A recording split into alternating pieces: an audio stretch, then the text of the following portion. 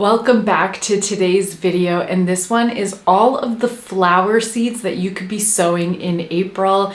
I did a video on all of the veggies and herbs that you can be sowing in April, and I posted that video a few days ago, so if you haven't seen it yet, you're definitely going to want to check it out. But today's video is all about flowers, specifically annual flowers, because April is the perfect time to be sowing your annual flowers.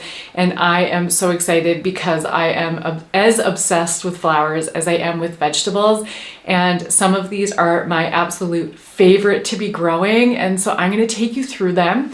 I'm going to split it up between flowers that you are going to sow indoors in a growing rack, similar to the one that you see back here, and then ones that you can sow directly outside, which are nice and easy because you just throw the seeds out in the garden and let them do their own thing.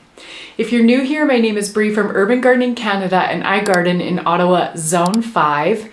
Last year I made a mistake. I have this big, beautiful front yard garden, and it looked incredible 2 years ago, which was the first year that I ever grew it. And the plan is to have mostly perennials in the garden, so that way I don't have to do much maintenance with it because I'm just so busy with my back garden and my allotment. But there was one flower that I had 2 years ago that I didn't end up growing last year because my seedlings failed, and some years I'm just not mentally into the seed, like whatever, growing from seed and just like following up with up potting and whatnot. And so last year all of my seedlings failed, and that is for zinnias, and I am literally obsessed with them. And so this is your first seed that you could be sowing in April. Zinnias are my absolute favorite. I have 10 different varieties of them in different colors. There's the Benneries Giants, which are incredible for putting into vases in your house. There's the Queen series, which is like this antique coloring, and the Zinderellas, which I am going to grow this year for the first time ever. I'm obsessed with them. And so if you are going to be growing them this year, make sure to sow them in April. And just a quick little tip is that when they get about 3 sets of leaves, you do want to pinch them so that way they branch out. The second seed that you could be sowing in April are cosmos. This is another beautiful annual. The bees love them. They're super fun to grow, and they grow like 5 feet tall, full of branches. And you can also put these into cut flower gardens and into your vases as well, but they don't last as long, and they're really difficult to cut later in the season. They get shorter and shorter stalks, and so they're not quite as nice to grow compared to my favorite zinnias. But cosmos is another beautiful one to add to your garden, and you're going to want to sow those seeds now in April. Next up is a new addition to my garden from last year, and that is Status. It's not a super common one, but if you like to grow flowers for vases or for dried flowers, then you definitely want to add this one to your garden list. And I have it in so many different colors. I love them. And so if you are trying to grow flowers that you want to put into a vase in the house and you want a bit of a different texture, or you love having dried flowers over winter, then Status is must have, so you're going to want to start those now. Next up is one that you can start indoors, but you don't necessarily have to, so it is going to appear again later in this video, and that is nasturtiums. You can start them inside, especially if you're growing with kids and you just want to do a fun experiment, because nasturtium seeds are quite large and grow quickly. And so if you want to get a head start on those, you can absolutely start them inside, but otherwise they're going to show up again later in this video. All right, the next one is marigolds. If you're buying these from a greenhouse, quit doing that because they're really easy to grow from seed. And so you can easily grow your marigolds. And these are known to be a companion plant with tomatoes because insects supposedly don't like the smell of marigolds. Whether this is true or not, I'm on the fence about it, but I actually just really like them because they bring in bees, and I grow a tall variety that's really good for cut flowers. As you can see, this is a theme for my flower selections, is what looks good in a vase and what is a good cut flower. And so I grow marigolds specifically for the pollinators and for vases inside. And so if you're growing them, it's now the right time to start them. And next up is gomphrena. I don't know if you grow this one, but I do, again, because it's good for cut flowers. It's a little fun texture. They're little pom-pom flowers, and they're really fun to grow. And so if you do want to grow some flowers that give different textures and colors that are good for cut flower vases, then this is definitely one that you want to add on your list and sow this month. Okay, the next one on my list is straw flowers. If you haven't grown these before, they're super fun because they get their name from the fact that the petals are already essentially dried, and when you rub your thumb on them, they sound just like straw or a deck of cards that you're running them on. Just as I do this action, I can hear it in my mind. It's like grr, grr. So these are also a really good dried flower option as well because they hold their color. And so I am a big fan of both growing flowers for the pollinators, but growing flowers that are good for cut flower arrangements, but also that can be dried for the winter. And so this will be the third one. Gum-free nut status and straw flowers are all really good dried flowers. And so I like to add this one to my garden because they come in a great range of colors, but they also do really well dried. And they're super easy to save seeds from in the fall, which means that you buy them once and never have to buy them again. All right, next up is chrysanthemums, or any type of annual daisy. These are actually really simple to grow from seed, and you can get a really wide selection of them, like painted daisies. They're really fun to grow, and so this is one that you want to add to your garden if you like the different coolness of daisies that have a darker center. They can be blue or orange and then have that typical daisy-like look to them. Super simple and super fun to grow. And then next up is another one of my top favorites, which is asters. And I also have maybe 5 or 6 varieties of these ones. I grew one 2 years ago that was like a midnight purple. It was nearly black, and it was the most incredible aster that I've ever grown. It lasted in a vase forever. It was a stunning color that you drew your attention. It was so beautiful. And then there's another line of asters called China asters, and they are like big fluffy pom-poms. Also look so beautiful in cut vases, and they come in these beautiful pink pastels, and so they just make the most refined, beautiful cut flower vases that you can either use at your house. I like to make them when I'm having company over, so that way we have fresh bouquets around, and they're amazing to give away.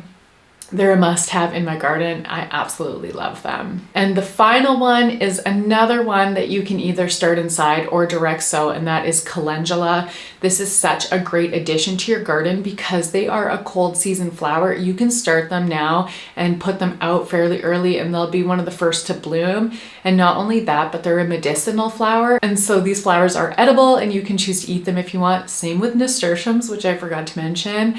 I have a nasturtium video if you want to check it out. I'll link it here and down here. But calendula are edible, and they're amazing to make for skin cells where you can infuse them with oil. And so calendula is a must-have for both its cold season tolerance and plus its medicinal benefits. All right, before I get into the direct sow flowers, I did want to mention that I have a newsletter that goes out twice a month if you're interested in signing up for it. I talk about what's new on my website, what's new on YouTube, and also just some kind of interesting topic every single newsletter. So I've talked about cold hardy vegetables, the different hierarchies of a chickadee. I also talk about different pests that you've maybe never heard of, such as the Swede midge. And so every single newsletter, you learn something new in addition to being up to date with what's going on around urban gardening Canada. So if you're interested in signing up for that, I'll leave the link below. Okay, let's get into the direct sow flowers, and I mentioned them a couple of them earlier in this video. The first one is nasturtiums, and so these can actually be sown quite early in the springtime as soon as the soil is workable. So I sowed them a couple of years ago directly in the ground, and we got a super hard frost. We actually got 2 really hard frosts after I planted the seeds, and I thought that the ground was gonna freeze, they were gonna rot, and they would never come up. And like a week or 2 later, lo and behold, these nasturtium seeds had germinated and come up. And so they're actually quite a hardy seed. And so you can totally risk planting them out in mid to late April, or if you already have really warm weather, go out and sow them now. I really like to sow my nasturtiums on the edge of my raised garden bed, so that way they can grow and flow out of them. They add a really beautiful color and addition to your garden. Plus, since they're edible, it's really easy to access the leaves and the flowers to eat them. And so I recommend sowing your nasturtiums earlier than you think and getting those out. The second is calendula, which I just mentioned. Because these are a cold season crop, you can actually direct sow them outside if you wanted to, instead of growing them inside if you're short on space. And they are going to grow nicely even in the cool spring weather. And then you can sow them again in the fall because they will bloom all the way into October, since they do like that cold season. All right, next up is Alyssum. This is one of my favorites to grow. And I also like to plant these on the edge of my gardens, especially if I have in-ground gardens. They do a really good job of crawling along the edge of the garden, and I have a retaining wall and they flow over that. And the reason that I love adding Alyssum to my garden is because they bring in parasitic wasps. They really like to pollinate these since they're such small insects, and the parasitic wasps are a beneficial insect to your garden because they fight insects such as the tomato hornworm. And so I find it very important to include flowers that are so beneficial, and so this is one of them. You can get it in white, and I also have a dark purple that I'm hoping to grow this year. And so this one is where you can just sprinkle the seeds outdoors in your garden and they will grow on their own and come up, and so you don't need to use up any space in your growing space indoors. All right, next up is bachelor's buttons, and these ones are really good because they are a really nice wildflower, and so they're super easy to just sow the seeds outdoors and they will take over and grow for you. And these come in such a fun variety of colors. You can get them in blue, white, baby pink, dark pink, like a deep purple. There's so many colors, and they're so fun to grow, and they produce tons and tons of blooms on them.